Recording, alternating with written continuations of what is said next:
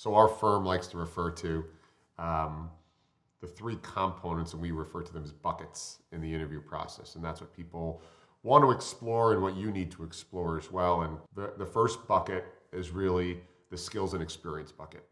That's what you've done, how you've done it, what's the evidence, increase in sales, percentage in sales, number of patents, etc. And those are pretty sort of quantitative data points for people to explore. So that's your one bucket. Your second bucket is your collaboration and leadership bucket. And they want to know, do you work well in a sandbox with others? Are you able to lead, again, depending on where you're interviewing, are you able to lead or follow? Can you manage up, across, and down? Again, depending on where you're interviewing. And then finally, really it's the EQ and culture bucket. We talk about EQ, emotional intelligence, right? That's really what it is.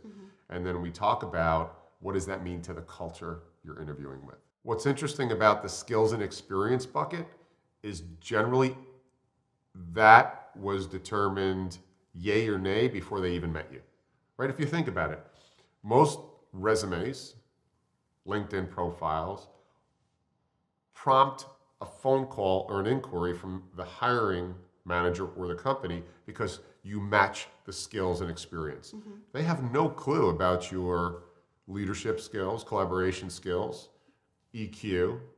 So while many people focus on that, that box is already checked. You know, at time I was coaching or prepping a candidate for a phone interview, and he or she said, I think I'm underqualified for this role. I said, no, you're absolutely not, because we've already presented your information to the team and they're interested in speaking with you. You've already checked that box off. What I love is, and this again is demonstrative of experience and skills, I can't tell you how many times I've got the Sally doesn't quite have the skills we needed, but boy, is she a great fit.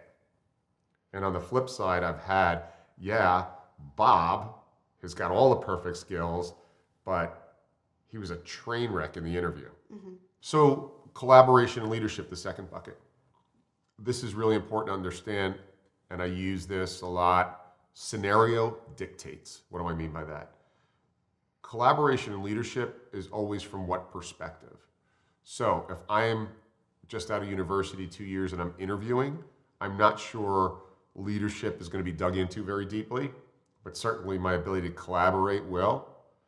But if I'm an executive interviewing, collaboration and leadership will be super important. So I better be prepared to demonstrate my skills in those areas. So as somebody coming out of college, you're not going to have a robust resume with, lots of years of experience and skills.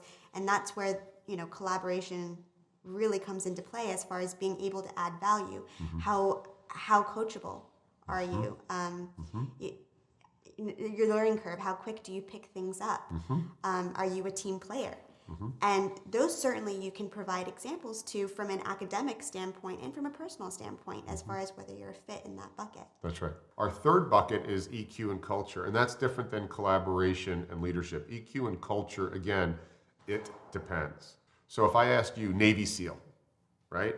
Navy SEAL, badass, right? Learns to work under pressure, is great at improvisation, fantastic team player, problem solving extraordinaire, highly skilled, whether it's hand-to-hand combat, deployment of weapons, etc.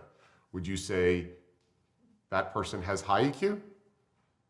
Sure, I would say that's a high EQ, right? They're tested to have high EQ. Super valuable EQ? Well, hold on a second. Where am I deploying him?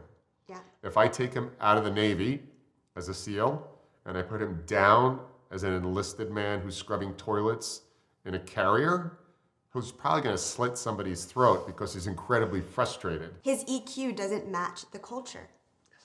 So again, it's not defining what is right and wrong in a situation. It's matching that his EQ or her EQ doesn't match that culture. Scenario dictates relevance to what are you walking into, who are you, and what is the requirement of the culture. And you want to make sure that the reason that you're aligning this, why it's so important, is because you want to make sure it's sustainable.